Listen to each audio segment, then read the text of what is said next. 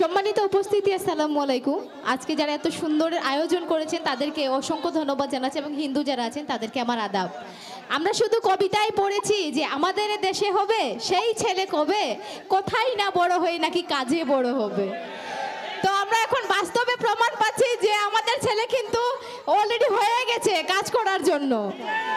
তো আমাদের হচ্ছে ওই কবিতাটা এতদিন পড়ে এসেছি তো মাথায় ছিল আর কি, আর এখন সেটা বাস্তবের প্রমাণ পাচ্ছি যে না, আমাদের দেশেও এমন ছেলে আছে যে নাকি শুধুমাত্র কথাই নয় কাজে বিশ্বাসী। তো আমি হচ্ছে আজকে সুযোগ পেয়েছি তো 2 মিনিট কথা বলার, তাই আমি ভাইস চেয়ারম্যান নিয়েই 2টা কথা বলি আর কি। এমন সুযোগ আর হবে কিনা জানি না। তো আমি হচ্ছে ব্যারিস্টার সাইদুল হক সুমন ভাইয়ের কাছে একটাই অনুরোধ জানাবো যে মানুষের মুখে অনেকবার শুনেছি ভাই যে ভাই যারা হচ্ছে ভাইস চেয়ারম্যান আছে এদের নাকি কোনো কাজেই নাই। তো এই বদনামটা যেন আপনার দিক থেকে আমরা না শুনি, এই সেদিকে অবশ্যই একটু লক্ষ্য দিবেন আর কি। আসলে যে হচ্ছে ভাইস চেয়ারম্যানের কিছু আছে সেটা যেন আসলে করে দেখান তিনি। আর হচ্ছে যে আমরা হচ্ছে ইতিমধ্যে প্রমাণ পেয়েছি যে গতকাল হচ্ছে শুকনা খাবার বিতরণ করা হয়েছিল, সেই জায়গাতে হচ্ছে ব্যারিস্টার সাইদুল হক সুমন ভাই আমাদেরকে 10টা করে নাম দিয়েছিল, সেজন্য তাকে অসংখ্য ধন্যবাদ জানাচ্ছি। এই প্রথম মনে হয় কোনো ভাইস চেয়ারম্যানকে 10টা করে নাম দেওয়া হয়েছে।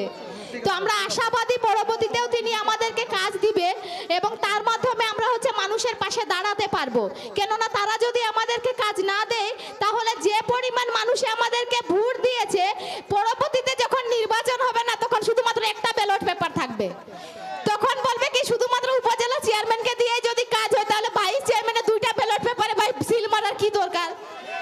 তো এমনটা যেন না আসে আমাদের কপালে।